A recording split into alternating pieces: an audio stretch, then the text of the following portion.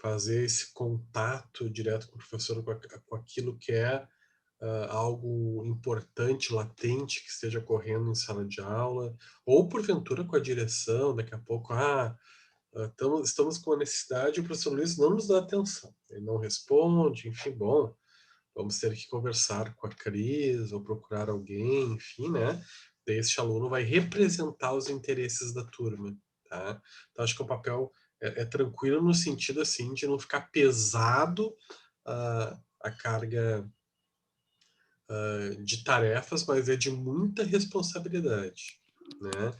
Então eu deixo à vontade para vocês, se vocês quiserem, um espaço para discussão lá no grupo da nossa turma, tá? Então usem o espaço para conversar, enfim.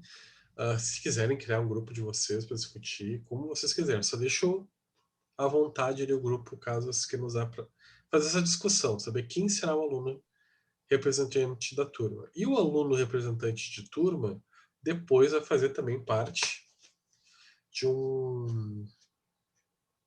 uma seleção, né, que também vai ser feita pelos alunos do SPA.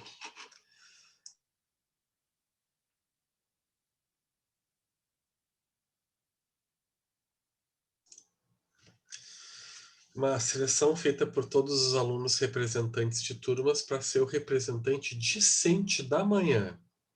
Vamos ter um aluno representante discente da manhã e da noite. E os representantes discentes vão ter um representante titular e um que será o seu suplente. Tá? Caso daqui a pouco o Clayton é representante de uma turma e a Lorena é em outra, né? Daqui a pouco se pode fazer uma ascensão onde o Clayton vai ser o representante discente titular e a Lorena vice, suplente, ou o contrário, a Lorena vai ser a representante discente e o Clayton o suplente, ou vice, tá? Então, por quê? Porque daqui a pouco um não pode, tem o outro colega para poder representar. E o representante discente vai ser o aluno que vai participar, porventura, de algumas reuniões de colegiado, trazendo os interesses dos alunos do período da manhã. Então, é uma forma de tornar mais representativa, né? Trazer voz para as decisões, né? Voz, olhos, ouvidos, tudo, né? Para os alunos, nos processos institucionais, para participar, opinar, né? Poder auxiliar nas decisões, porventura também, ok? Entender os processos, poder depois passar para os alunos o que está sendo decidido, por quê, né? Ok, pessoal? Então, assim, ofereço o espaço lá da nossa aula. Se quiserem após a aula ou no intervalo começar essa discussão, tá? Fiquem super à vontade. Eu acho super importante. Eu, quando eu era aluno, eu era super politizado, assim. Eu achava super importante, assim. Achava fundamental os representantes de turmas, representantes discentes, DCEs, grupos, né, grêmios estudantis. Eu acho que não é importante, eu acho que é fundamental, tá? Vocês terem essas representatividades para qualidade, em defesa da qualidade do processo de ensino-aprendizado de vocês, ok?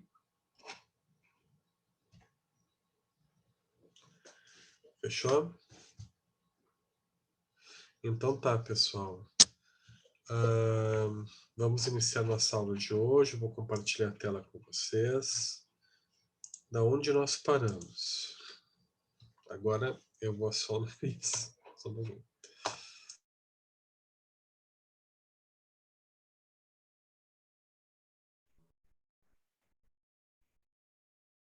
Vamos lá. Nós estávamos vendo os conceitos, né, de memória implícita, memória explícita, né, declarativa, não declarativa. Nós tínhamos entrado, né, em memória de longo prazo.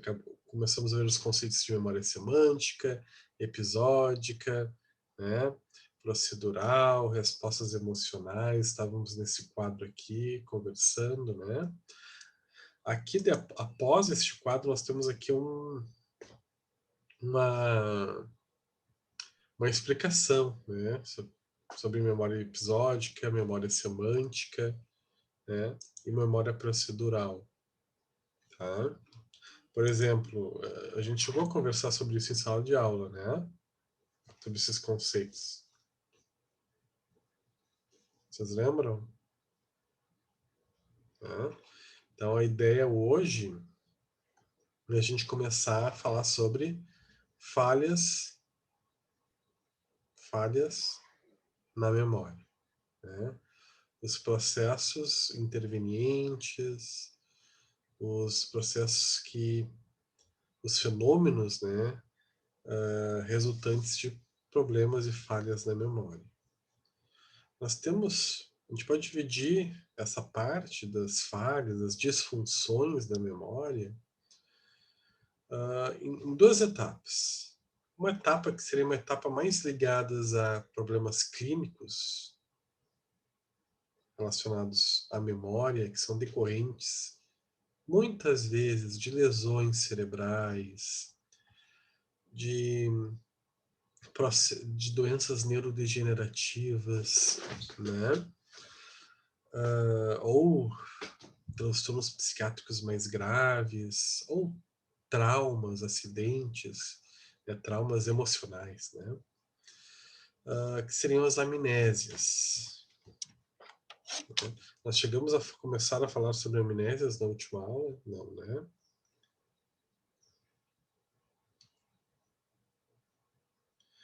Tá. Vamos lá. Então, assim, quando a gente fala de amnésia, tá? A gente está falando um processo de perda ou enfraquecimento de conteúdo de memória, ok?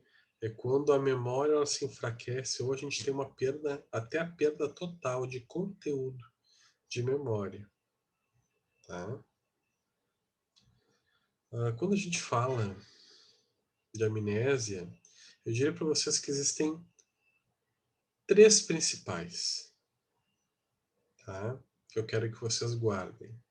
A gente vai ver todas as amnésias quando vocês entrarem em neuropsicologia. Ali a gente vai ver todas. Para esta aula, eu vou pedir que vocês guardem três, tá? Seriam as três gerais mais conhecidas, tá? Amnésia retrógrada, amnésia anterógrada e lacunar, tá? A amnésia retrógrada é a perda da memória mais antiga, né? Da memória que a gente tem antes de um evento traumático, ou de uma lesão, ou de uma doença neurodegenerativa se começar a se instalar. São processos de memória de longuíssimo prazo, que pode ser desde o que tu fez no aniversário, teu último aniversário, ou o que tu fez nas férias agora de final de ano, até quem é e qual o nome dos seus pais, qual o seu nome, né? Como é que foi tua infância, né? Desde memórias que sejam autobiográficas ou memórias mais semânticas de conhecimento, o que é uma bicicleta, o que é um carro, como que se dirige um carro, né? Então, pode ser desde memórias de longo prazo, mas, digamos, não posso falar essa palavra recente porque não é recente, mas memórias de longo prazo que não são tão longas, né, que foram armazenadas há semanas, meses, até memórias mais enraizadas, longas, conceitos mais absolutos que nós temos sobre nós, o mundo e os outros. Né? Então isso seria a amnésia retrógrada. Tá? E temos a amnésia anterógrada, né? Que aqui a amnésia seria a perda pós, né, o processo aflitivo, né, gerador de dano.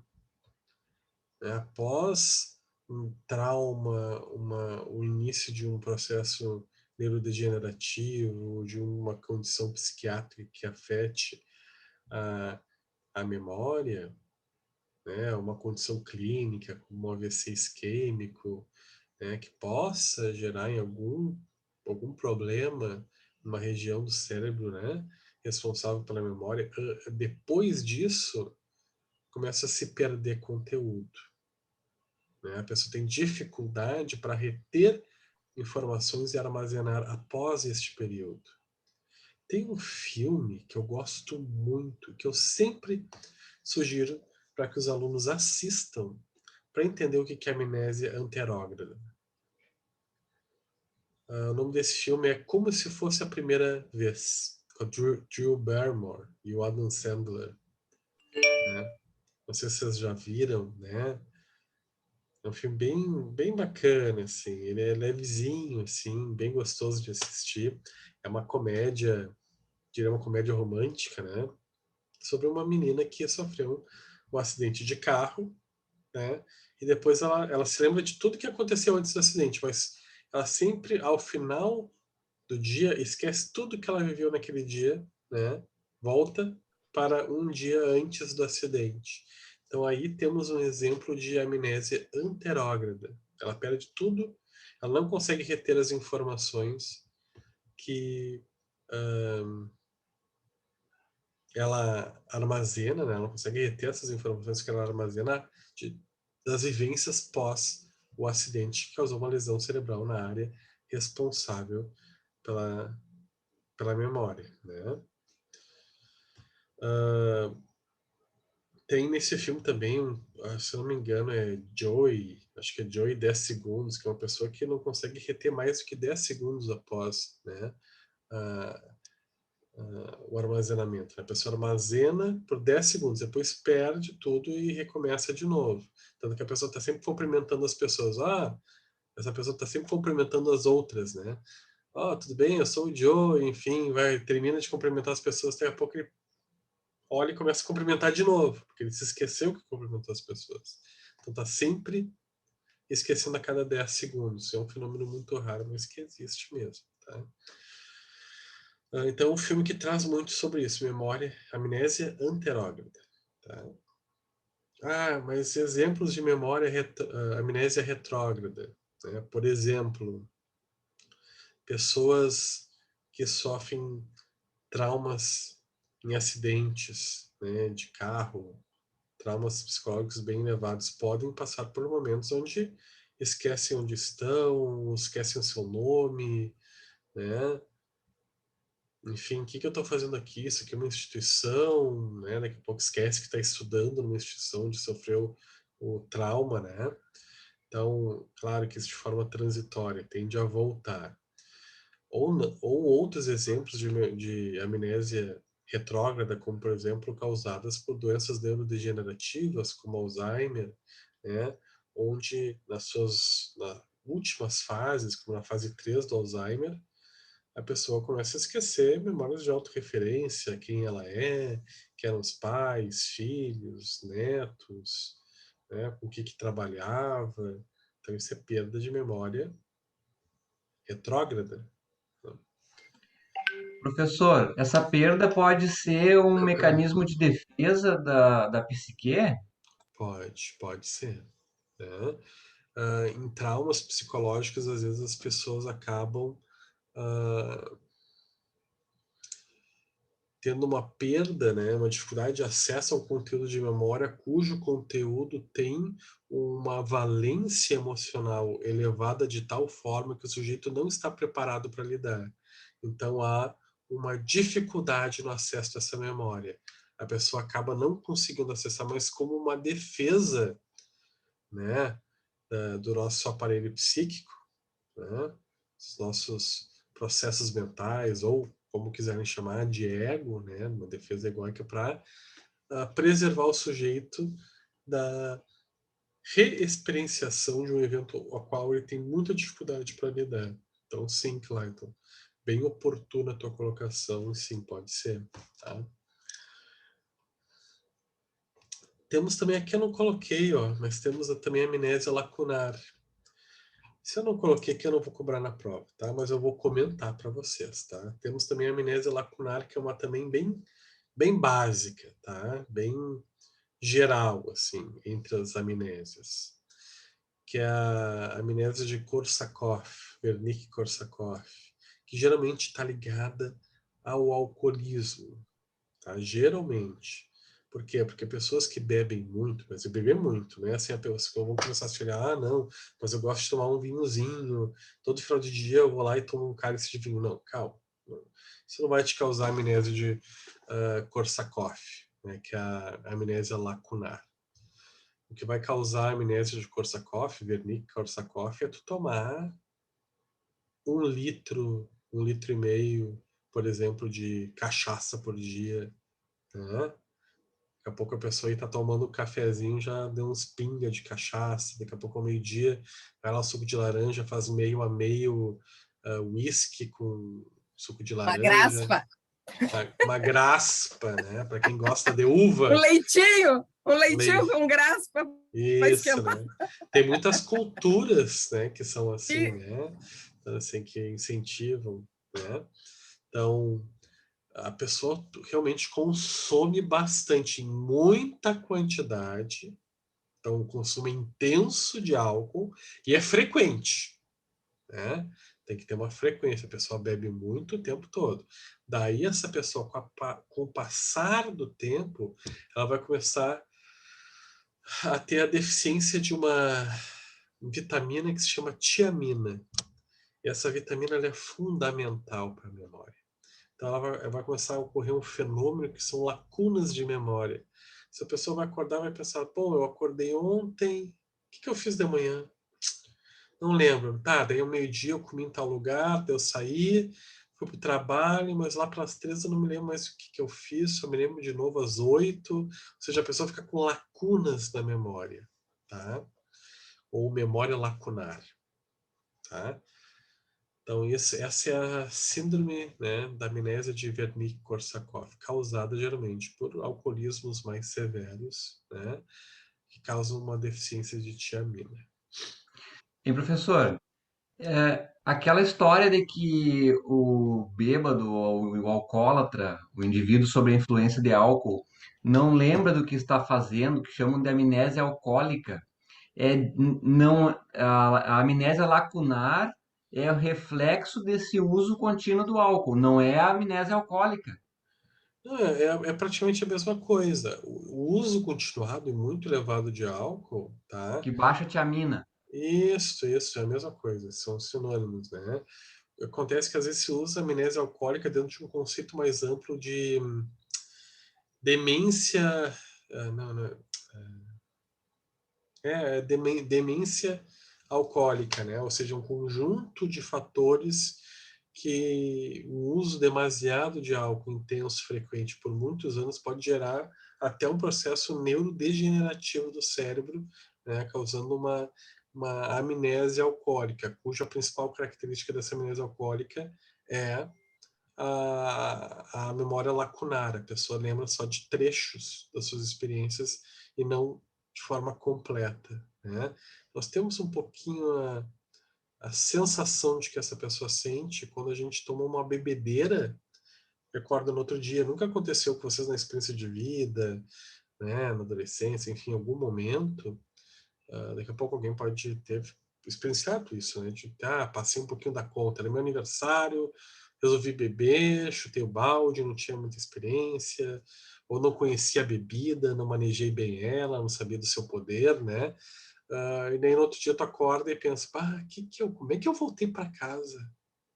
Eu me lembro que eu saí da festa, ou da casa do meu amigo, e eu agora me lembro de eu deitado, mas eu não me lembro da volta, né?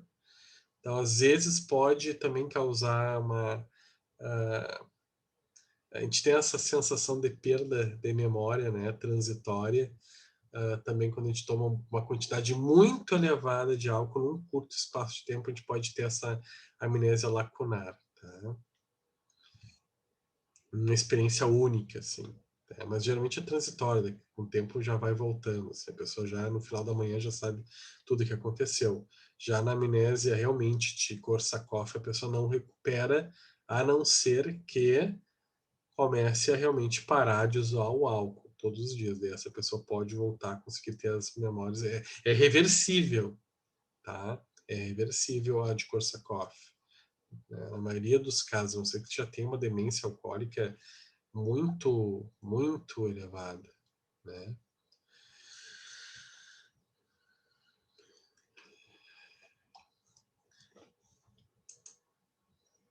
E quando a gente for falar de de problemas da memória, a gente vai ter alguns conceitos em mente, tá? Uma vai ser a teoria do traço difuso, que eu não sei por que cargas d'água eu botei lá no fim da apresentação, e a outra são as medidas correntes da memória, de recordação e reconhecimento, tá?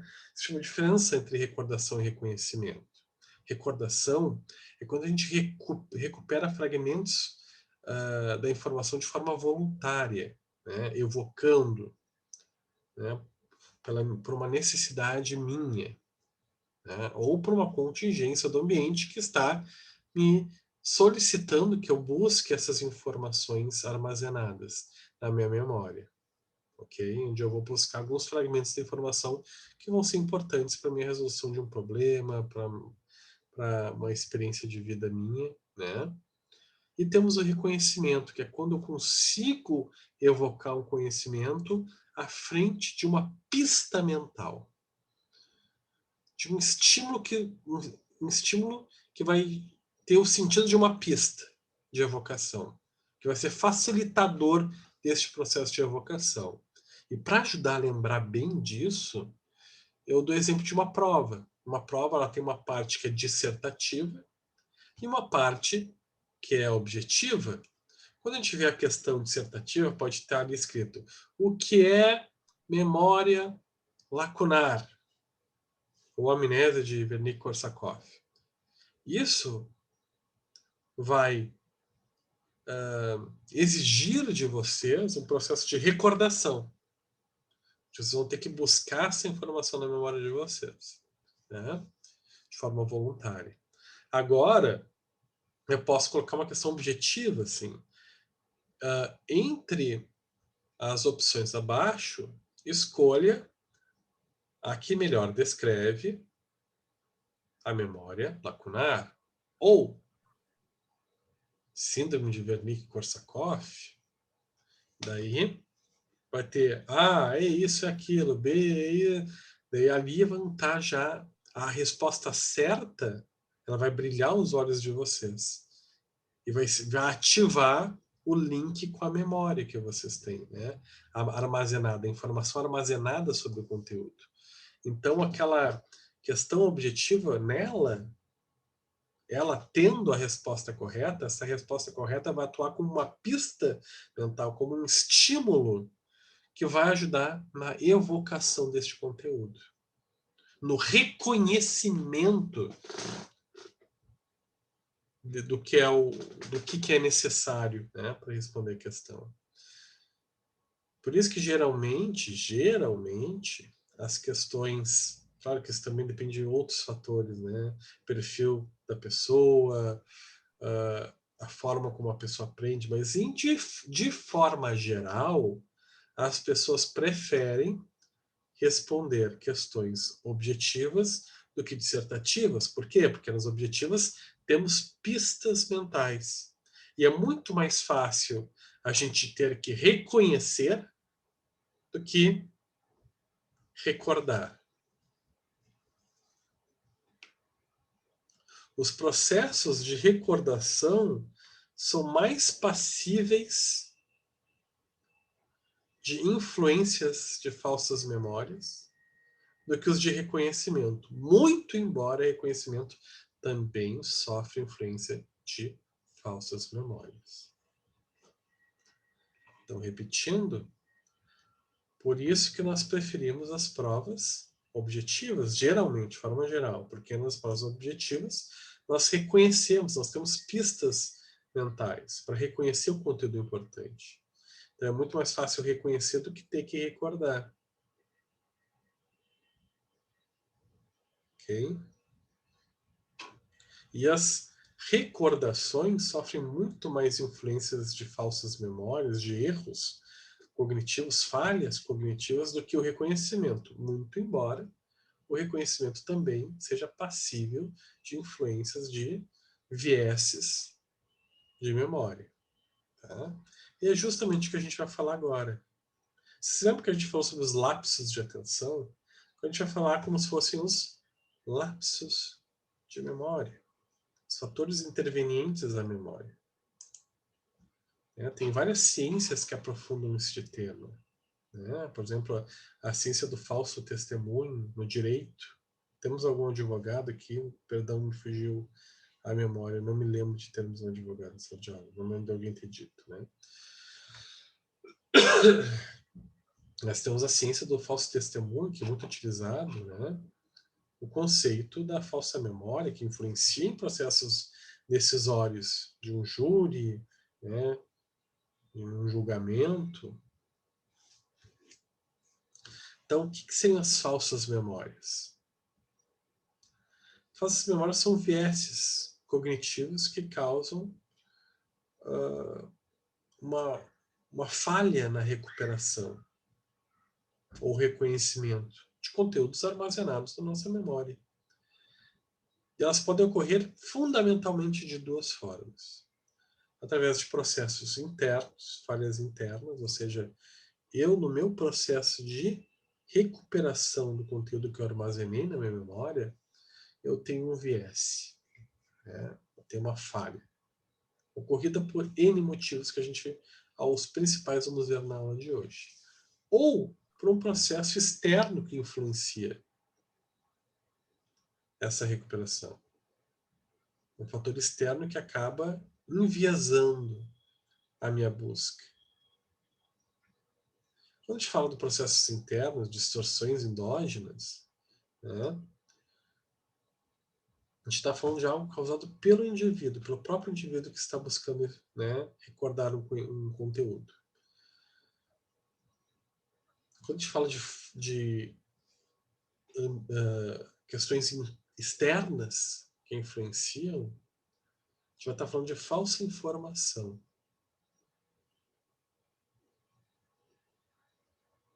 Então, uma é mais espontânea, parte do sujeito, e outras são mais sugeridas pelo ambiente, que induzem o sujeito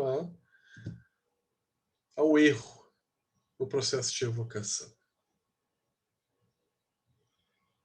E a gente vai discutir alguns deles aqui. A gente vai falar sobre as teorias mais clássicas. Tá?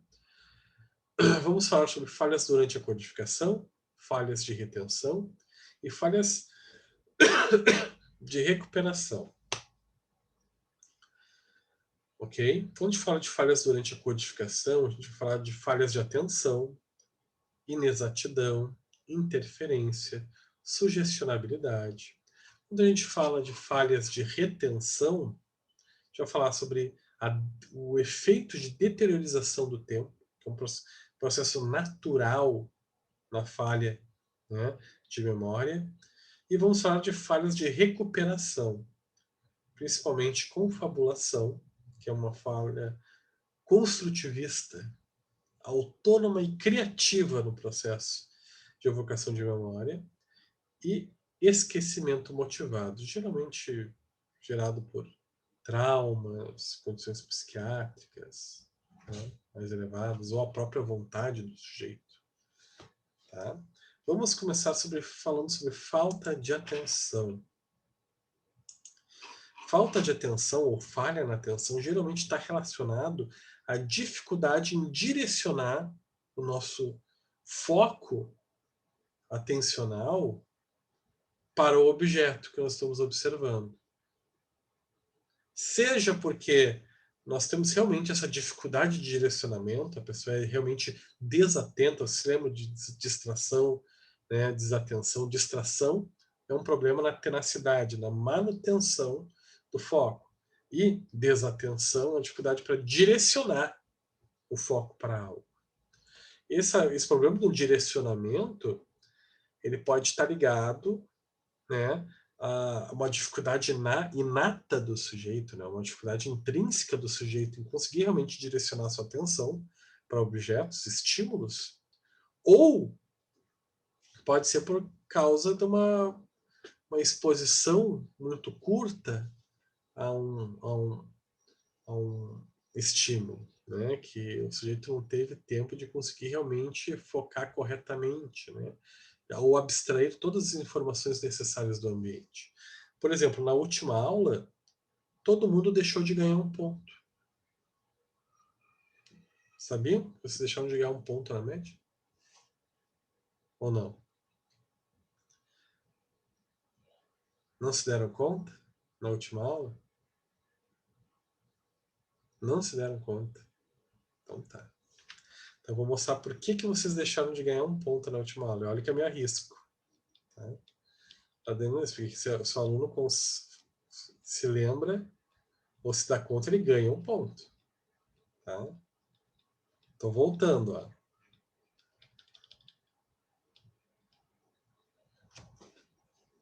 Olhem bem. Eu só percebi a pizza e eu não tinha visto. Tem uma informação aí nessa apresentação. Sobre o Grêmio, hoje ganhei um ponto, adorei. Se vocês olharem o vídeo, eu não acrescentei isso só para fazer uma brincadeira com vocês, não acrescentei agora, isso estava na apresentação da última aula. Se vocês olharem, porque tem aluno ainda que olha de novo a apresentação e deixa isso passar batido, tá? Tem um jogo de cores aí que eu faço de propósito, que geralmente, que depois quando a gente já viu, a gente viu Gestalt, né? Tem um jogo de sombras, né? De fundo, figura que eu faço aqui para também dificultar ainda mais a atenção de vocês, né? Mas aqui tem uma informação que daria um ponto para o aluno, e eu não sou trapaceiro, eu não sou mentiroso. Eu posso ser qualquer coisa, mas mentiroso eu não tento não ser. Todo mundo às vezes mente, né? Intencionalmente, ou enfim, para um processo. Tem estudos mostrando que todo mundo acaba pequenas coisas, né? Mas mentir assim para o aluno, jamais. Eu não minto para vocês. Se eu tá ali um ponto, eu teria dado. O aluno que levantasse uma dissesse, olha, professor, o Grêmio ganhou ontem, o Grêmio tá mal, enfim, eu ia dizer, parabéns, ganhaste um ponto na média, de grau A. Tá? Então aqui, ó, quem perguntar sobre o Grêmio hoje ganha um ponto na média de grau A. Vocês não conseguiram captar essa memória. E claro, alguns vão dizer, quando o senhor está apresentando isso, o senhor passa rápido, ó, né? Mas não, tem uma hora que eu volto aqui e discuto os elementos. Ainda faço uma análise dos elementos com vocês, para vocês lembrarem que a gente estava falando de memória sensorial, né? E daí eu pergunto para vocês, ó, você lembra do que você viu? Eu volto e a gente discute, né? Rapidamente a gente discute. Hein, Clayton? Tu viu que tu deixou de ganhar um ponto ontem? Não vi. Ontem não, na última aula, né? Então a gente está falando sobre estamos falando sobre falta de atenção, né? É quando a gente não direciona a nossa atenção para um objeto específico, que pode ocorrer, né? Por uma questão da gente ter uma dificuldade para direcionar nosso foco atencional, ou porque a gente não teve tempo de exposição à imagem suficiente. Eu continuei sem ganhar um ponto. Acho que até vou perder mais um. Tu continua sem ganhar, Daniela? Não, eu já vou voltar. Então, eu voltei para a apresentação da última aula, voltei. Aqui, ó. Tá vendo que eu voltei, né? Tô voltando, ó. Olha aqui, Clayton, onde é que vocês perderam de ganhar um ponto de graça? Ô, professor, mas aqui, eu acho que talvez com a Daniela aconteceu a mesma coisa que para mim. A minha barrinha do Zoom embaixo, ela fica bem em cima da informação. E aí agora eu voltei também e não achei. Eu pensei, meu Deus, mas eu não tô vendo o que eles estão vendo. Aí eu mexi no mouse e aí saiu. Eu acho que talvez foi isso, ela. Ou gritasse feliz aniversário. né? Então, aqui, ó, quem perguntaram sobre o Grêmio, hoje ganhou 1 ponto na média de Grauá. Tá a informação ali embaixo, ó. Então, de alguma forma, claro que eu não ajudei vocês, né? Não vou... O meu intuito nesse sentido não era ajudar vocês, né? Era dificultar. Então, estava ali uma informação que se alguém tivesse lido e falado, ia ganhar 1 ponto na média de Grauá. Ok? Vamos voltar.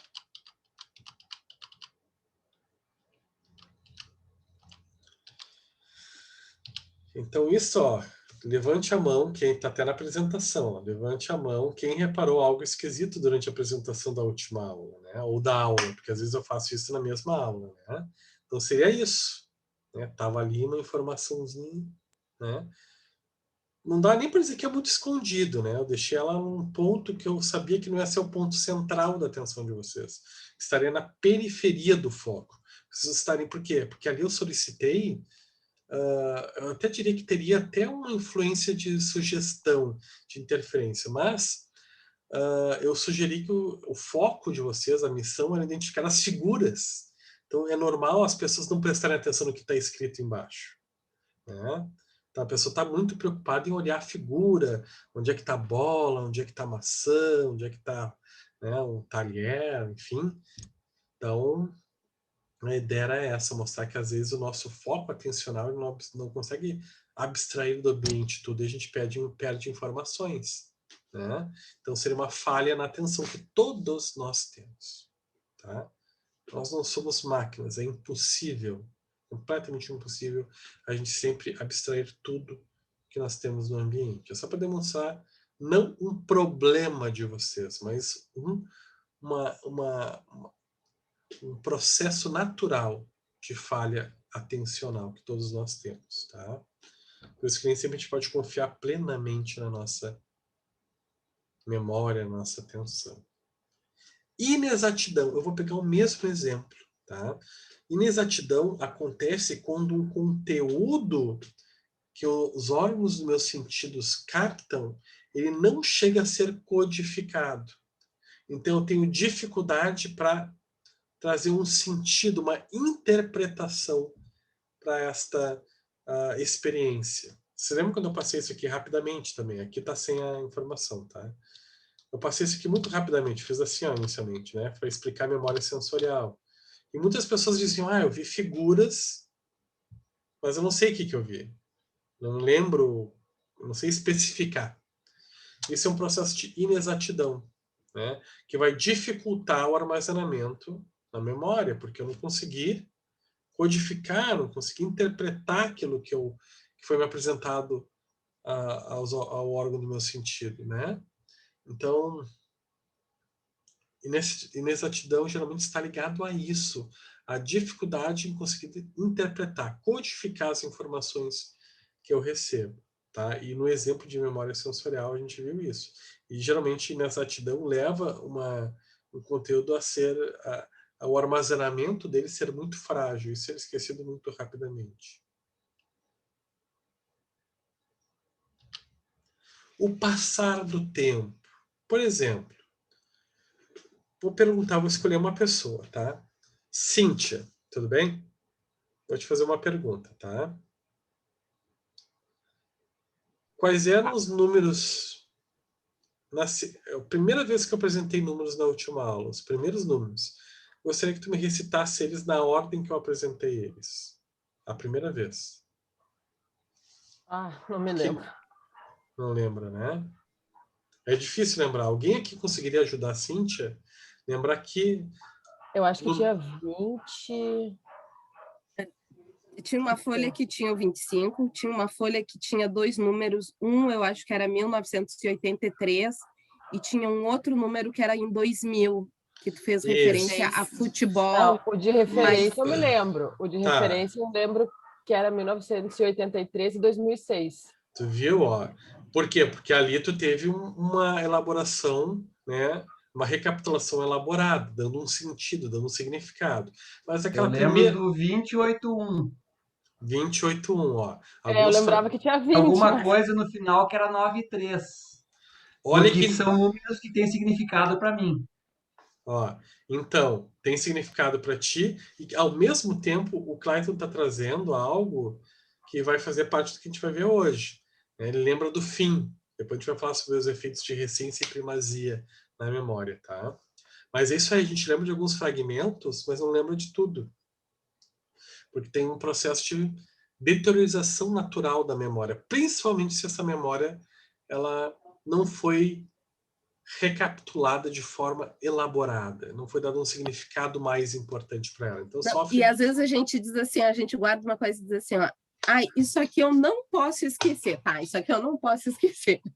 E daí chega no outro dia, ou no final do dia que tu precisava lembrar daquela informação e que tu reforça assim, eu não posso esquecer, ou eu não vou esquecer tal coisa. E daqui a um pouco tu já não te lembra mais nada. Daí acaba, com o tempo, pode Ai, que acontecer um ódio. fenômeno de perda de memória autossugerida, porque nosso cérebro não entende bem a palavra não. Né? Mas então, pode acontecer mesmo. Né? Já aconteceu comigo, muitas vezes, inclusive. Dá até uma raiva, né? Pô, eu queria tanto lembrar disso e agora, né? E também sofre outras influências, né? Por ser um conteúdo muito importante, não pode esquecer, daí já começa a ficar ansioso e a ansiedade, ela bloqueia os canais de memória também. Né? Pessoal, peço desculpas. Eu tô fanho falando hoje, tá? Tá bem engraçado, tô bem fanho. Porque eu tô numa crise de, pra quem entrou depois, eu tô numa crise de rinite terrível, tá? Terrível. Então tá dificultando a minha fala, enfim, às vezes eu tenho que botar no silencioso, assoar o nariz. Peço a licença de vocês para isso, viu? Bom, passar do tempo. Então a gente não lembra, mas vamos lá, vamos voltar no tempo e ver a sequência, né? Vamos matar essa curiosidade. Aqui, ó. Olha que interessante. Eu já vou falar disso. Existe também uma tendência da nossa memória de quando ela tenta lembrar de experiências antigas que já estão sofrendo a deteriorização do tempo. Vocês conseguem ver o cursor do meu mouse aqui? A gente tende a começar a perder conteúdo aqui, ó. No meio. Eu lembrava só do 20 mesmo. A Cíntia lembrava do 20. E o Clayton do 9.3. Do 9.3. Esse é um efeito que a gente vai chamar... Já vou aproveitar o ensejo para apresentar o efeito de recência e primazia. Quando a gente vai recuperar uma memória, a gente tende a esquecer mais facilmente do meio da informação e lembrar com mais facilidade daquilo que a gente viu no início, no caso da Cinti, que lembrava do 20, ou daquilo que foi visto por último, que é o 9.3, que o Clayton lembrou, que é o mais recente. Então, é o efeito de recência e primazia. Tá?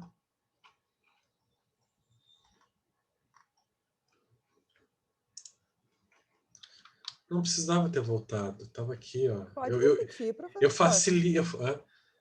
Então, Pode repetir quando eu dei de Posso. recência e Eu mesmo facilito minha vida botando aqui de novo na apresentação e eu acabo voltando, mas tudo bem. Aqui. Quando a gente estava discutindo aqueles números, a primeira sequência de número que eu apresentei na última aula, eu solicitei que vocês tentassem lembrar os números e a ordem que elas foram apresentadas.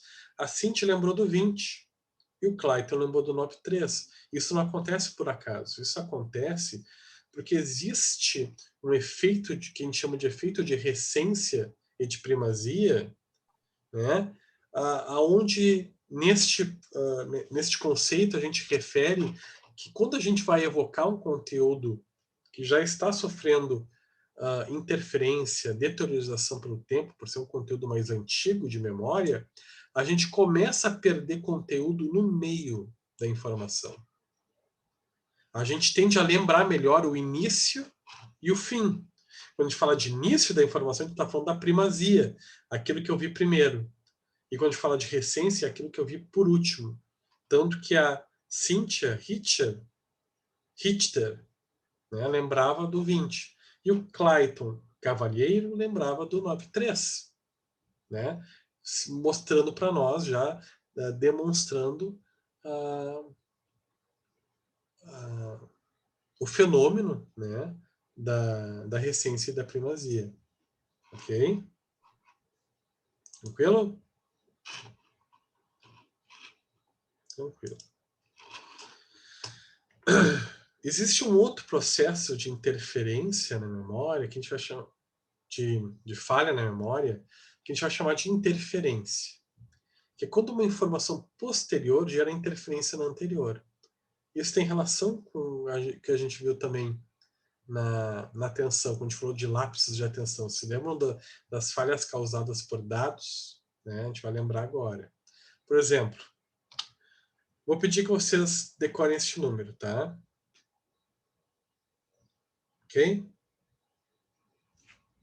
Ok. Então, queria contar uma história para vocês, né? Não vou fazer isso de novo. Hoje eu não estou muito criativo, sinceramente. Hoje a possibilidade de eu conseguir criar uma nova história. Criar não, ou lembrar, assim, algo que realmente demore um tempo. Mas vamos deixar o tempo passar um pouquinho, tá? Ok. Agora eu gostaria que vocês me contassem que números estavam ali. Alguém lembra? Que eu apresentei para vocês? 70.925. Ok, ótimo. Muito bom. Clayton, qual tu consegue te lembrar qual é o número? Eu não quero que tu fale. Quero que tu tente te lembrar do primeiro número de telefone que tu teve. Tu consegue te lembrar? Tenta, Não. faz um esforço. Não vou lembrar. Tá. Eu também, do meu número de celular, eu não me lembro do meu primeiro, por exemplo. Não me lembro. Até porque faz tempo já. Mas eu me lembro do primeiro número de telefone que eu tive em casa, que era 40 50 15. Não tinha nem os 3 na frente, né? Então, 40 50 15. Me marcou, até porque é fácil de lembrar. 40, né? 50.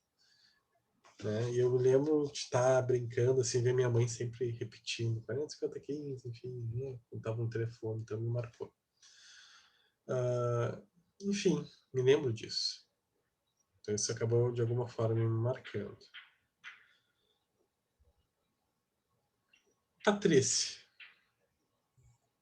qual foi o número que eu apresentei? Não, peraí, só um pouquinho. Não vou perguntar isso. Eu vou pedir outra coisa para ti, Patrícia. Gostaria que tu, Patrícia, memorizasse esses números aqui. Ok? Tá? Memorizou? Eu quero que tu me repita os últimos números que eu te apresentei. 71642. Tá.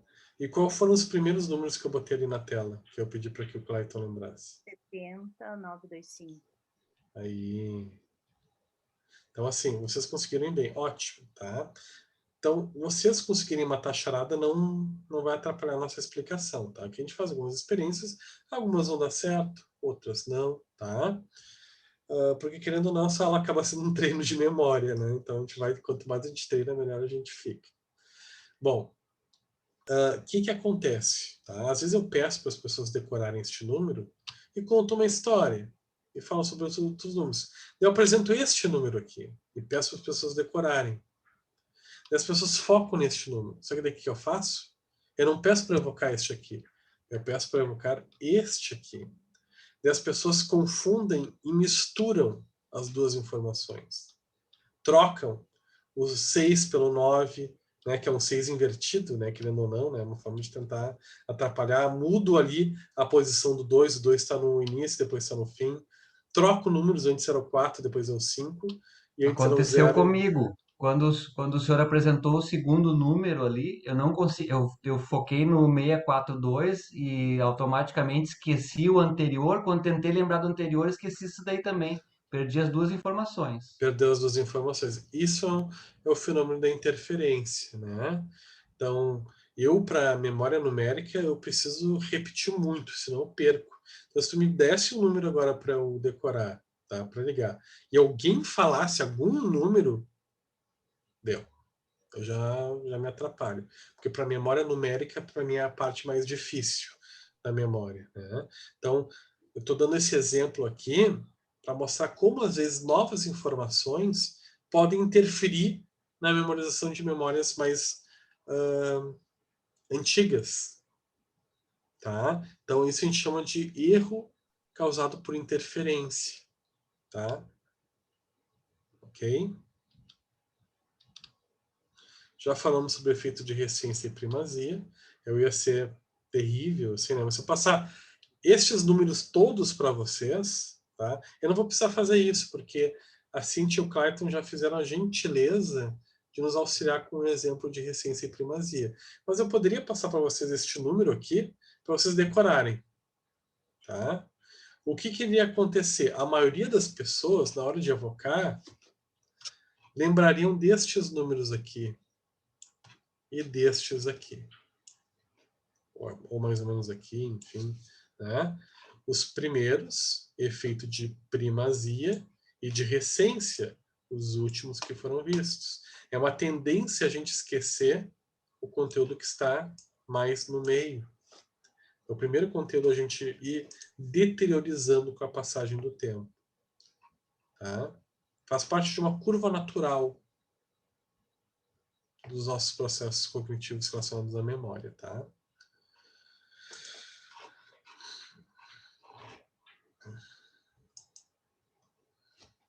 Confabulação.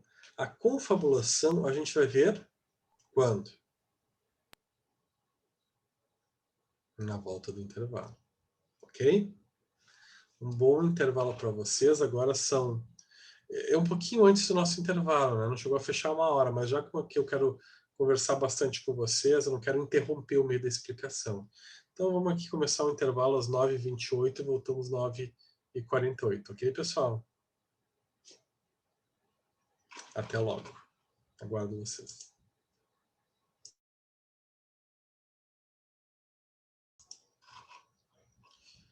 Então, pessoal, continuando, vamos falar sobre os erros causados por confabulação. Tá? Todos aí? Então, o que seria um erro causado por confabulação? Geralmente muito correlacionado com pessoas que têm problemas de memória lacunar, ou relacionado a uma tendência natural de frente à ansiedade da perda de uma informação, da gente completar as memórias. Nós temos uma tendência frente a uma situação traumática, ou uma situação de perda de memória, né, que leva a uma memória lacunar, ou uma questão ansiogênica mesmo natural, a gente dar informações completas, né, sem perdê-las. Este aqui é um exemplo que eu coloco aqui, mas é um exemplo que eu faço em sala de aula. Nós não estamos em sala de aula, né? Então, geralmente em sala de aula, eu faço o quê? Eu apresento este texto aqui, tá? Para um aluno ler. Um aluno vai ler, só um que vai ter contato com essa informação. Está aqui, Pedro Antônio Rodrigues andava na rua e, ao atravessar no sinal amarelo, acabou sendo atropelado por um senhor idoso que dirigia um Palio verde azul furta-cor.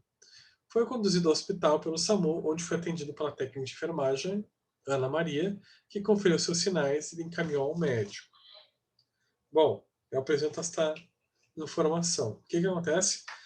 Depois eu convido mais 5 ou 6 pessoas para subirem, né, para irem ali na frente, e a gente faz uma dinâmica, que é do telefone sem fio. Cada um vai passando a informação para outro, né?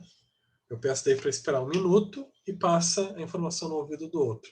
Quando chega lá na última pessoa, essa história já está assim: o Alberto estava andando na frente, estava na praia, E daí, quando ele estava viajando para a praia, quando estava indo para a praia, um palio antigo, né, verde, bateu nele, e ele acabou morrendo, né?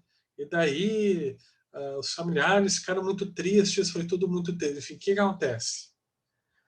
Algumas informações se mantêm intactas, mas muitas mudam, porque é uma tendência da nossa cognição, até diria do nosso jeito de ser, preencher informações para dar uma informação completa, preencher as lacunas onde a gente tem incertezas informacionais, onde a gente realmente perdeu informações, a gente preenche com conteúdo próprio nosso, com conteúdo projetivo nosso.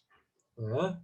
Daqui a pouco eu estava na minha cabeça com a palavra Alberto, porque ontem eu falei sobre Alberto Bandura, né, sobre Albert Einstein, estava com o Alberto na cabeça e acabei trocando informação. Não lembrava bem Pedro, tinha o A ali de Antônio, daí me veio Alberto e Alberto. Eu coloco essa informação como se fosse verdadeira. Isso a gente chama de confabulação.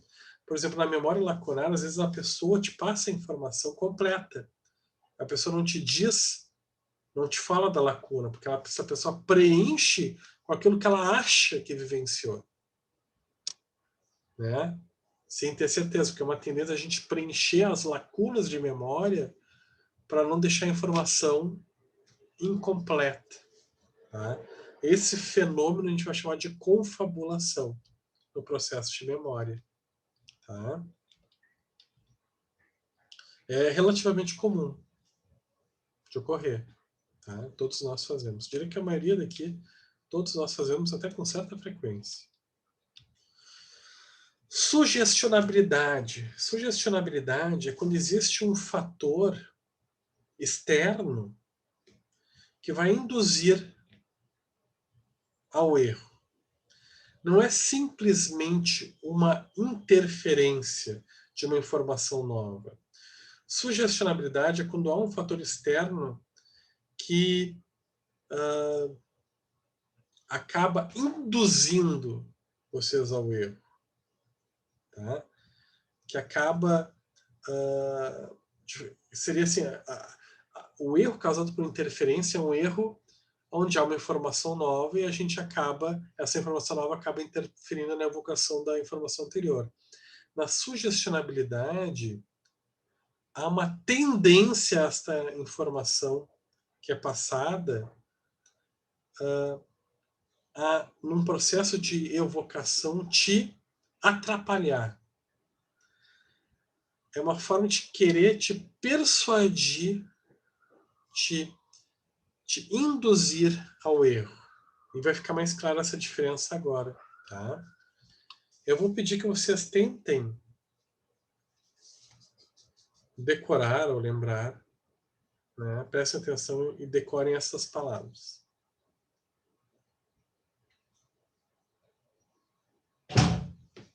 Ok?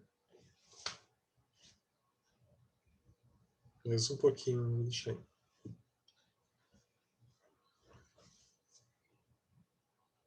Ok.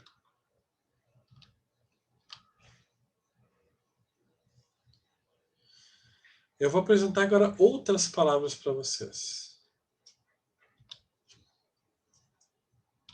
Só que tem palavras que estão repetidas. Outras, talvez não. Eu quero que vocês tentem anotar no papel, na caneta, as palavras que estão repetidas. Que vocês já viram no texto anterior que estão aqui. Eu espero, tá?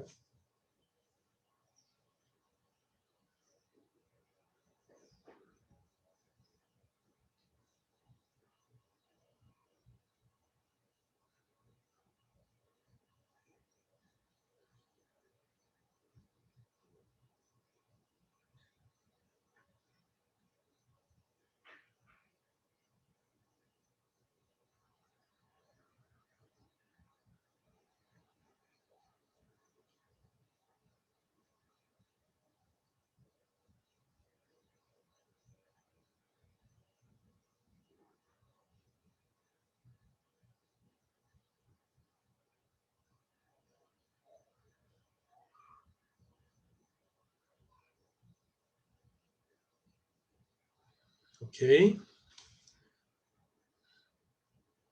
Ó.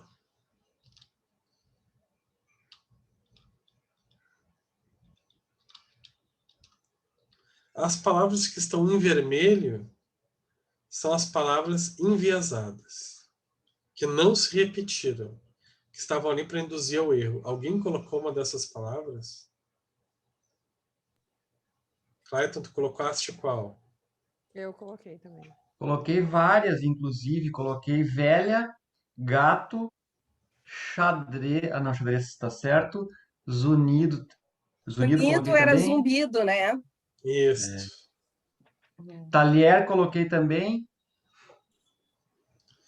Por quê? Porque tem o nosso cérebro age de tal forma de criar esquemas mentais com grupos, né, de conceitos semânticos, né, onde daqui a pouco colher está dentro do grupo semântico De de, talher. de talher. Então é super comum a gente, não, tinha um talher, então essa palavra tá. Então, ou palavras parecidas, ou conceitos parecidos. Então, aqui no exemplo do talher, o talher veio a induzir ao erro. Não é simplesmente uma informação nova. É uma informação que vai ativar um caminho cognitivo que vai induzir ao erro, porque está no mesmo agrupamento de conceitos de colher. Tá? Então vai sugestionar, vai induzir ao erro. Tá? Há uma pequena diferença, tá? mas que faz toda a diferença.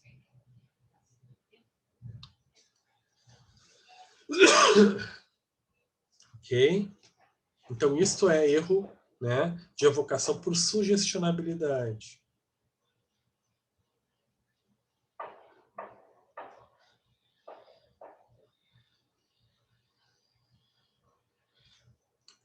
Esquecimento motivado. Quando a gente fala de esquecimento motivado, a gente está falando geralmente de esquecimentos ligados a traumas, lembranças ruins, como a gente estava falando lá no início, né, quando o Clayton levantou algumas questões sobre o esquecimento. Tá? Só um pouquinho, pessoal, só um pouquinho.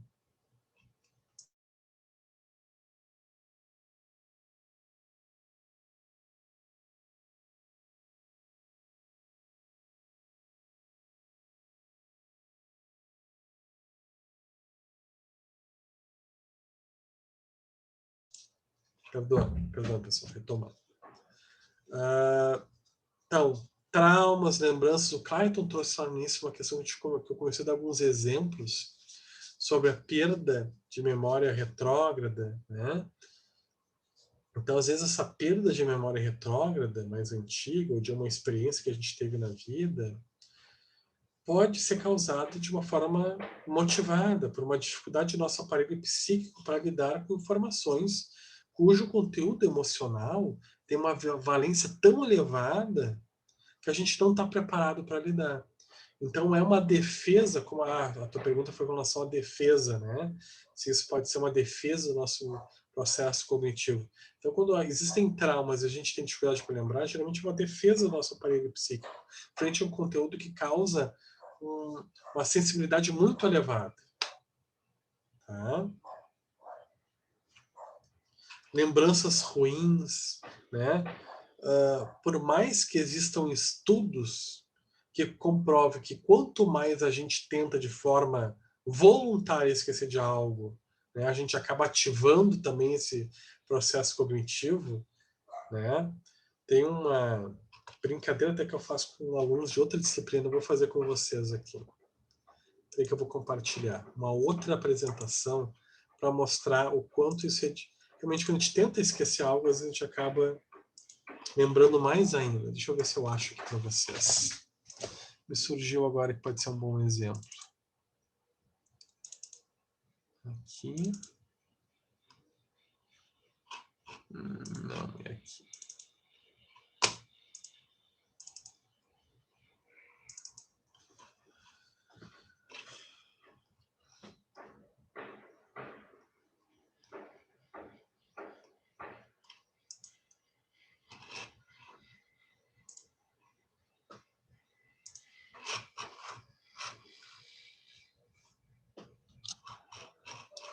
Vou compartilhar a tela com vocês, tá?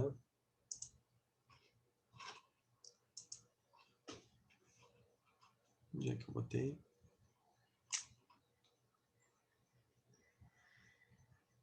Ué.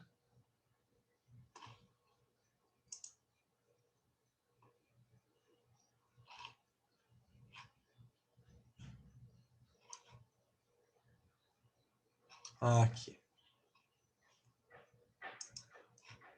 Não. Só um pouquinho. O que eu fiz?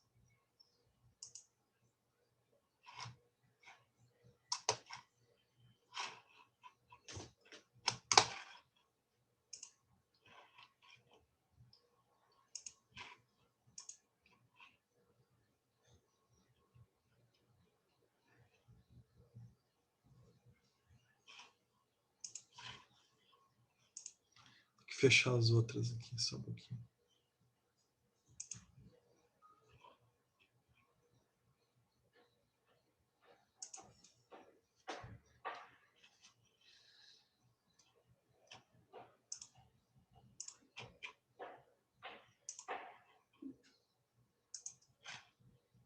Tá. Por exemplo, quando a gente quer esquecer, quando eu falo ali para vocês, geralmente tem que ser, assim, quando a gente tem a vontade de esquecer, com relação a algo que nos traz desprazer, tristeza. Então, às vezes, a gente consegue fazer esse movimento. Não é o esquecer motivado de algo que talvez nos traga uma lembrança boa, ou que alguma outra mensagem autossugerida nos sugira, né, de lembrar. Então, assim, tem que ser algo, ou que trouxe uma condição traumática, ou algo que realmente é muito aversivo a mim. Tá? Então, por exemplo, quando eu falo ideia mental sugerida para não pensar, nudez e relações sexuais, eu peço para vocês tentarem não pensar nisso. Quem já fez a disciplina, quem está fazendo a disciplina de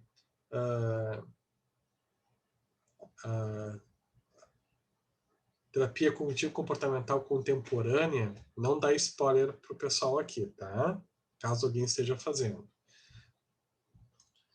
Então, assim, isso aqui é para demonstrar que quando eu vou tentar não pensar em algo, esse algo tem que realmente ser algo aversivo a mim, algo que eu realmente me traz algum tipo de aversão, algo que eu tenha dificuldade para lidar com o meu conteúdo psicológico, tá? Quando eu trago questões sexuais, são coisas mais do cotidiano das pessoas adultas, né? A não ser que a pessoa tenha uma religião, onde esse conteúdo, né, não seja um conteúdo que seja bem-vindo na sua avaliação, né, para a pessoa de uma igreja que, né, existe algum tabu, tem alguma violação de valores, comentar sobre esse assunto, né? Então, daqui a pouco pode ser um conteúdo negativo. Mas vou pedir que vocês não pensem em nudez e relações sexuais. Eu vou apresentar algumas imagens. Eu quero que vocês não relacionem, porque elas não têm nada a ver com nudez e relação sexual, tá? Forcem a mente de vocês a não pensar, a não lembrar, tá?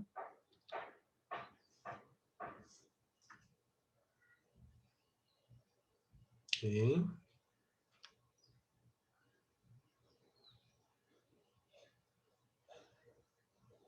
Ok. Ok. Ok. É sacanagem. Né?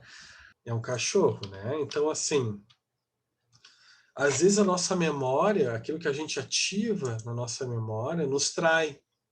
Porque é um conteúdo que nos é caro, que é algo que a gente faz no dia a dia, ou é algo que a gente gosta, enfim. Então, não é simplesmente assim a gente recalcar uma memória. Tem que ter um processo traumático extremamente aversivo que vai auxiliar o movimento de processo de esquecimento. Então, não é qualquer memória que a gente esquece, né? De forma motivada. Porque muitas vezes, inclusive, a gente tenta fazer com que o nosso aparelho psíquico esqueça e a gente daí sim que a gente acaba lembrando mais, porque para o nosso cérebro não existe a palavra não, né? Ele não elabora bem, não sintetiza bem esta palavra, tá? Vou voltar para Esse nossa... esquecimento como um processo verdadeiro, mental, e não simplesmente como um rótulo moral de dizer Isso, que. isso, perfeito. Né? Então não é só por ser uma memória ruim, é porque é algo que eu tenho dificuldade para lidar. Deve surgir um fenômeno, né, que vai ajudar a recalcar este conteúdo, que vai dificultar o acesso a esta memória, ou que vai gerar um enfraquecimento da evocação desta memória como defesa ao nosso aparelho psíquico. Tá? Deixa eu voltar para a nossa apresentação. Né? Então, pode ser em situações de ansiedade extrema, né? Por exemplo, você vai fazer uma prova, também mecanismos neuroquímicos cerebrais. Quando você vai fazer uma prova e está muito ansioso, essa ansiedade pode bloquear os canais de memória, né? Para tu evocar o conteúdo. Quem nunca teve o branco, né? Na hora de fazer a prova, porque estava muito ansioso. Aí se acalmou, foi fazendo a prova, daqui a pouco, opa, lembrei, porque parou de liberar noradrenalina e começou a liberar acetilcolina, que é uma outra substância que favorece o processo de aprendizagem. Né? A depressão, pessoas deprimidas, né, onde a condição de tristeza é muito elevada, né, de angústia, podem acabar recalcando ou não evocando, tendo um viés de memória para evocar somente conteúdos negativos, tristes. Né? É muito comum acontecer esse fenômeno. E é um processo que acaba retroalimentando a depressão. Quando vocês forem ver modelos explicativos da depressão dentro das abordagens cognitivas comportamentais, por exemplo, né, vocês vão ver que esse viés de memória que acontece na depressão acaba reforçando a depressão, porque a pessoa tende, o humor, né, deprimido, acaba fazendo com que a pessoa tenha um viés atencional e de memória para sempre evocar memórias negativas. E evocar memórias negativas vai reforçar o humor deprimido. Então, um fenômeno que ocorre, por exemplo, na depressão. A pessoa teve uma vivência maravilhosa no dia anterior, um aniversário, todo mundo bateu palma, deu parabéns, ganhou abraços, beijos. Você pergunta como é que foi a pessoa. Ah, o bolo que eu fiz não ficou legal, tive dificuldade para dormir depois, tive pesadelo. A pessoa não evoca, não traz na memória os abraços, os beijos, as palavras carinhosas. Tá? Problemas endócrinos, né, como hiper e hipotiroidismo, principalmente o hipotiroidismo, né, entre outros, podem causar problemas relacionados à evocação de conteúdo da memória, uso de drogas, medicações, algumas doenças clínicas como HIV, diabetes, que influenciam na qualidade da evocação de memória também, dependendo do grau, tá? Então, existem muitos fatores, outros fatores que também influenciam na memória, que a gente, claro, vai revisitar melhor, talvez em alguns outros momentos, em outras disciplinas. Aqui está a teoria do traço difuso, que mostra que na nossa mente nós temos dois processos essenciais. Né? A gente tem um sistema literal e um sistema de essência. O sistema literal, como o próprio nome diz, ele está mais atento aos detalhes das informações. E o de essência, ele está mais ligado ao significado maior, mais amplo de uma experiência. Por exemplo, tu vai numa festa de 15 anos, tu chega a perguntarem para ti como é que foi, tu vai dizer, era uma festa de 15 anos, estava tudo muito legal, se divertiu, estava muito bacana, estava divertido. Isso é uma memória de essência. Né? Eu estava numa festa de 15 anos, estava muito legal, todo mundo se divertiu, as pessoas estavam felizes, né? Comemos, bebemos, dançamos e voltei para casa. Isso é uma memória de essência. Agora, a memória literal seria, a minha sobrinha estava linda, com um vestido branco, cheio de lantejoulas, com detalhes em renda, né? A comida era um camarão, uma abóbora né, com camarão, maravilhosa, feita com pimenta, com açafrão. Eu senti alguns toques de alho, né? Tava uma temperatura bem agradável, em torno ali dos 17 graus. Eu olhei no, no ar-condicionado, os talheres bem alinhados, talheres todos bem trabalhados, né, provençais, uma coisa super bonita, super delicada. Isso já é uma memória mais literal, atenta aos detalhes, às pequenas partes, porções que fazem parte do todo. E que no processo de recuperação, nós sempre vamos ter mais facilidade para evocar a essência. E menos facilidade para evocar os aspectos literais. Por quê? Porque os aspectos literais da nossa memória sofrem mais deteriorização do tempo e mais rapidamente do que os de essência. Porque daqui a pouco tu vai te lembrar como é que foi. Te lembra como é que foi perguntar para uma menina aqui na sala de aula, né? Para Dani, para Elaine, não sei, Lorena, quem fez daqui a pouco alguma comemoração dos seus 15 anos, ou a comemoração dos 20 anos, seja lá qual, em que data que simbolizou, né? Tem um significado maior, ou na passagem dos 30, quando virou balzaquiana, ou dos 40, enfim. Talvez a pessoa lembre da sua festa, de aspectos mais essenciais. Estava legal, a gente se divertiu, todo mundo estava feliz, meus pais estavam lá, nos divertimos, mas aspectos específicos, o nome de todos os convidados, ou as músicas que tocaram no som ambiente, né? Como é que estavam alinhados os guardanapos na mesa, né? Quem foi o primeiro a se servir da comida, ou quem foi o último, como se serviu, quem foi o primeiro a sair da festa, coisas, detalhes mais específicos, né? Quantas vezes foi no banheiro, esses detalhes mais literais, a gente tende a perder na nossa memória mais rapidamente. Então, a teoria do traço difuso traz isso, essa contribuição no estudo das falsas memórias, de que nesses dois sistemas, um literal e de essência, o literal está mais voltado às peculiaridades, né, às pequenas porções da nossa memória, aspectos mais específicos de uma experiência, e essência mais ao contexto, ao significado mais amplo dessa experiência. E a gente tende a ter uma resistência maior, manter melhor memórias de essência, ela sofre uma deteriorização mais lenta do tempo do que as memórias literais. Por isso que quando uma pessoa é vítima de um crime, a pessoa tem que dar depoimento rápido, porque quanto mais tempo passa, maior os aspectos literais vão perdendo significado, que podem fazer toda a diferença no estudo de um caso. Professor, faz sentido dizer, então, que a memória de essência está mais ligada ao afeto, por isso, talvez... Sim, sim. A memória de essência está mais ligada ao afeto, ao processo episódico, e a memória literal mais aspectos semânticos. São mais frágeis. Então, observação, a memória de essência, apesar de robustas, são mais suscetíveis a falsas pistas e confabulações. Então, já como a memória de essência, então, muito importante isso.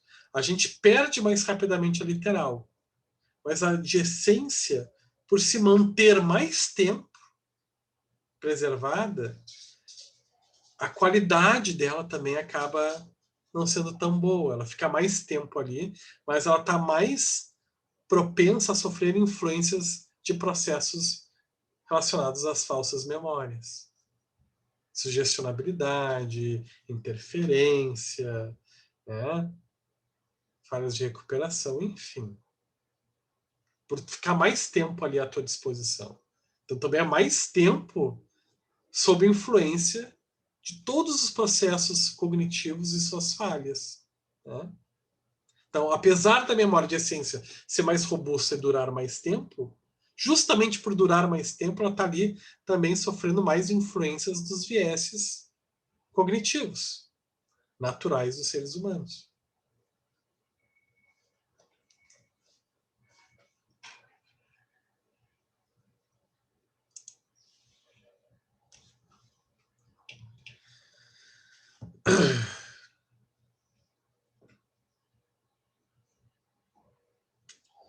Então, pessoal, como é que está o conteúdo até aqui? Bastante conceito, né? Ok. A gente vai fazer uma revisão para a prova, tá? Então, peço assim, fiquem tranquilos que a gente vai revisitar essas apresentações, vamos discutir, né? Queria perguntar se alguém tem alguma questão, for com alguma dúvida, quer discutir algum ponto, antes da gente entrar na explicação do trabalho de grau A de vocês. Eu vou explicar o trabalho, vocês vão arregaçar as mangas e tocar a ficha.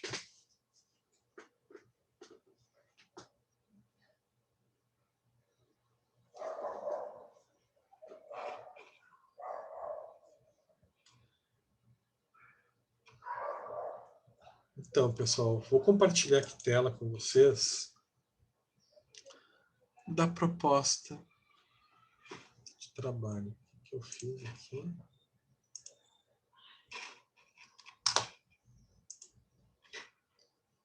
Só um pouquinho que eu vou abrir aqui a passo do trabalho, que eu não sei por qual razão acabei... não. Eu vou abrir aqui a página da FAMAC. Onde é que está? Portal. Estão enxergando aqui, pessoal? Olha ali, ó, trabalho de grau A, tá? Então, eu mandei um artigo para vocês lá no portal, na barra de tarefas, tá? Relações possíveis, tá? Entre a sinestesia e os processos de aprendizagem e uso da memória. Um estudo prático. Ok? Este é um artigo que fala sobre algumas peculiaridades de algumas pessoas que têm um processo sinestésico perceptivo, que utilizam todos os sentidos para significar experiências, ativar memórias, processos atencionais, e o quanto isso influencia na qualidade ou não da evocação de memórias, ou do aprendizado, né, e a relação dessas pessoas com outras pessoas. Isso leva a outras discussões, podem associar a outras coisas que nós vimos em sala de aula, por exemplo, como, será que no processo de ensino-aprendizagem, um processo sinestésico ajuda, colabora para algum educador aqui? Nós temos educadores aqui. Ou, num processo de experiência de quase morte, será que a gente ativa uma experiência sinestésica, como a gente viu em sala de aula? Será que dá para associar isso? Algumas experiências sinestésicas, uma experiência de quase morte? Será que isso aparecia nos artigos que a gente sugestionou aqui ou não? Né? Então a ideia é que vocês leiam este artigo e façam um trabalho em formato de resenha, contendo uma introdução, né, sobre este artigo, um desenvolvimento, botando o que vocês entenderam deste artigo, o que chamou a atenção para vocês, por que chamou a atenção, né, e uma conclusão, botando ali no final,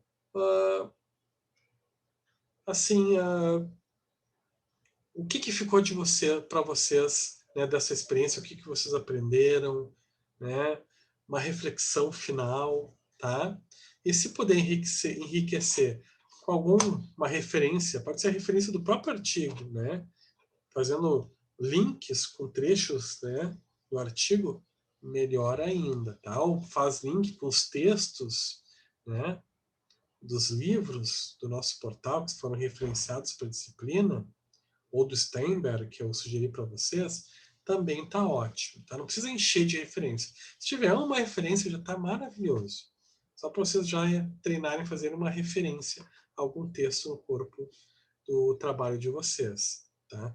Essa produção vocês vão me entregar aqui pelo portal, vão me reenviar por aqui, até às 8h30 da próxima quarta. Tá? Esta entrega vai valer 3 pontos na média de grau A. Tá? Então, na aula que vem, vocês vão me entregar este trabalho, eu vou recebê-lo e vamos fazer a revisão para a prova. Por quê? Porque na aula seguinte, nós temos feriado de Tiradentes.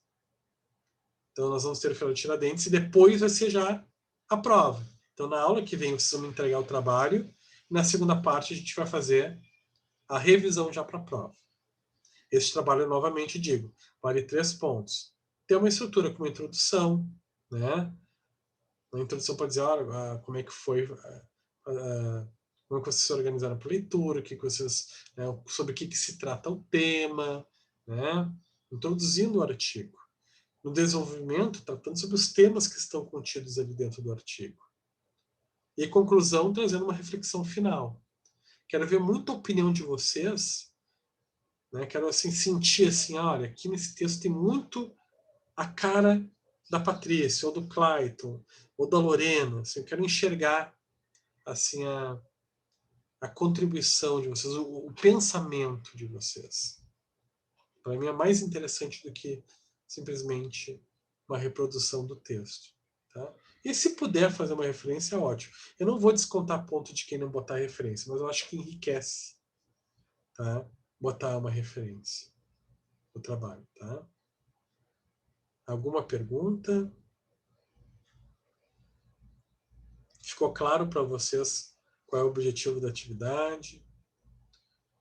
Acho que é um texto que, quando vocês verem, dá para linkar com algumas dúvidas, algumas coisas de fora que vocês trouxeram, para curiosidades que vocês tiveram durante este início de semestre, no conteúdo de grau A.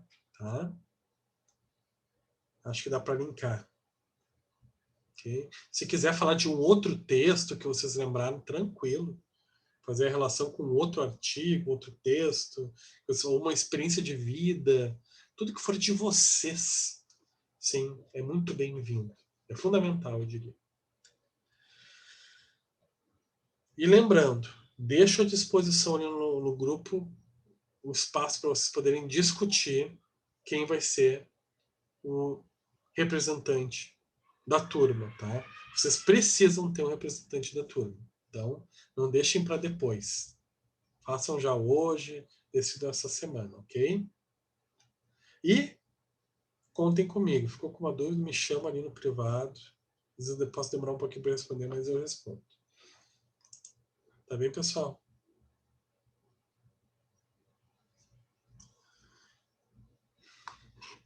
Então tá, quero desejar para vocês uma boa semana, um bom trabalho e nos vemos semana que vem, ok?